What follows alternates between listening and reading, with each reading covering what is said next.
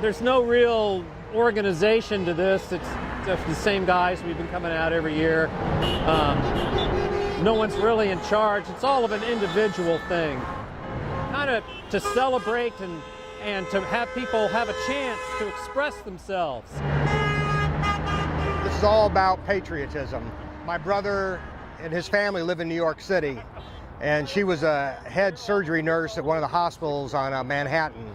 On 9/11, she went and opened up all the surgery rooms getting ready for people. Nobody came in, and that's because there weren't that many survivors out of it. And what did come in was people bearing pictures looking for their relatives. Remembering what happened that day, remembering the 3,000 people that died. Just out here waving the flag, showing that we do care, that we are able to show people that we can express ourselves, have fun. I guess show everyone that we've got the freedoms that we do.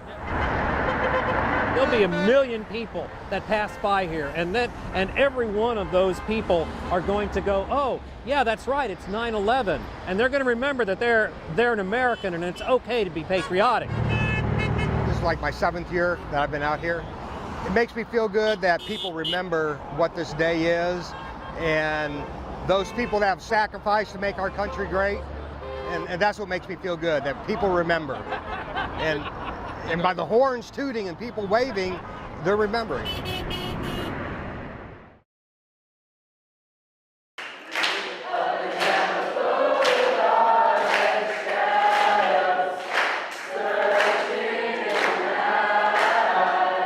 Standing on the chairs at mealtime, belting out songs. Why can't you see?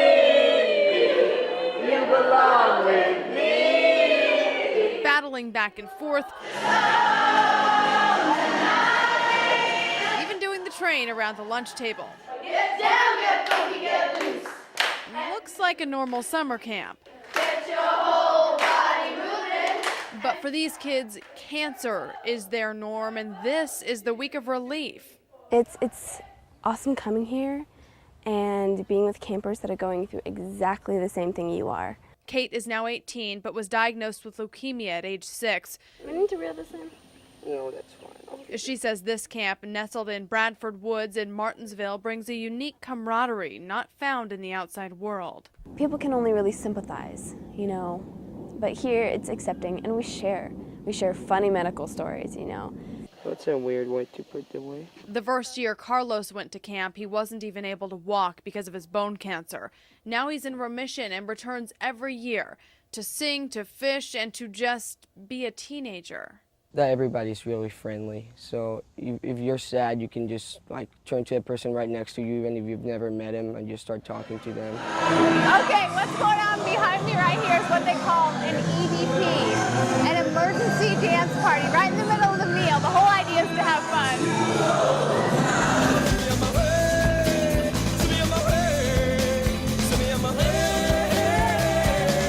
And while the camp is about celebrating life, the reality is that sometimes they lose their closest friends and confidants to cancer at the youngest of ages. Elise, who has survived a brain tumor, shares with us this special garden to remember those campers taken too soon. The whole point of the memory garden is so we can remember campers and counselors who have passed away from cancer. It's a place to come at camp where I can kind of feel their spirit, just look back on all the memories with them, some sad, some happy. Even though they're only in high school, they've lost 4 friends to cancer, one just this year. We actually just planted that one last night. This one is for Brandon. They say it's them versus cancer, and they keep coming back to camp for the love, support, and the comfort from another child who knows what it's like to live with this disease. I just hope every kid who has cancer would be able to come to a camp like this because it will change their lives for the better. I'm just waiting 360 days to come back. Like the second I leave, I just want to come back. It's so much fun. Jenny Anchondo, Fox 59 News.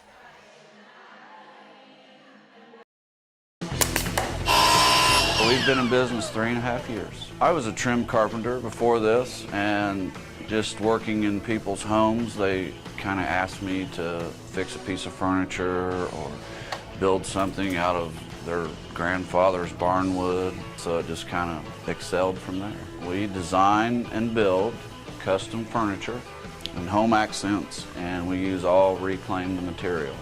We reclaim from barns, old homes, industrial buildings. We'll use somebody's personal wood that's maybe sentimental to them in some way. We do some repair and refinishing of antique furniture, upcycling, repurposing. Tables are kind of our specialty, so we've done a lot of tables, coffee tables, foyer tables, sofa tables, conference tables. We do some projects that are very simple, such as picture frames, any custom size. And then, of course, we do some pretty complicated projects, such as some of the tables we do. You know, they're 12 foot long, some of them. A lot of our customers will want me to use their own wood, and it maybe came from a family member's barn or home. A lady brought in an old baby crib. They couldn't use it anymore because it wasn't safe, so we repurposed it into a chair and an ottoman for her. That's been passed on from her to her daughter to her daughter. So there is a lot of sentimental value to some of it. Fortville is a really artistic community. I mean, the whole Main Street, it's really blown up. Everything is unique. That's one good thing about my shop as well as others. No two things the same come out of this shop. They're all different, so you can guarantee original piece, and a lot of the shops on Main Street are that way.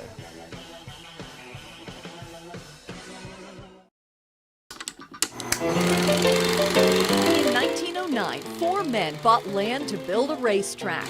The Indianapolis Motor Speedway was on the map well before the town of Speedway was. In fact, Speedway took shape 17 years later.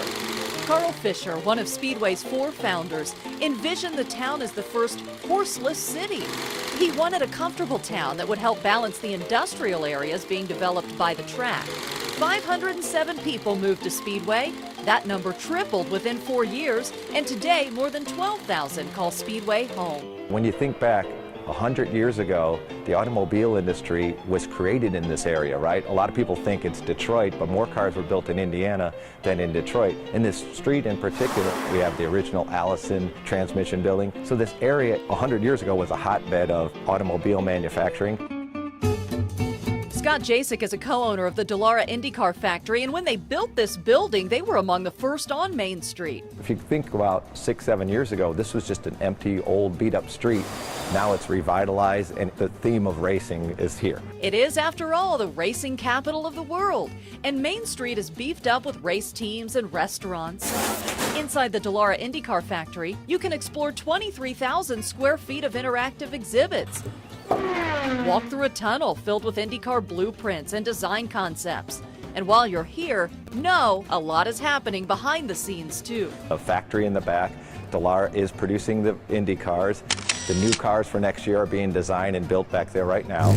On the other side of the wall is where the Indy racing experience exists with the 2-seat Indy car, and there's an engine shop and paint shop. So the building itself, there's a lot of activity going on all the time here. You can come in here and you can learn about how Indy cars are built. You can learn about Mr. Dallara. He's a real person, a very famous car builder out of Italy. At times you can tour back and see the cars being built. That's not always available because of what's happening back there with the new car.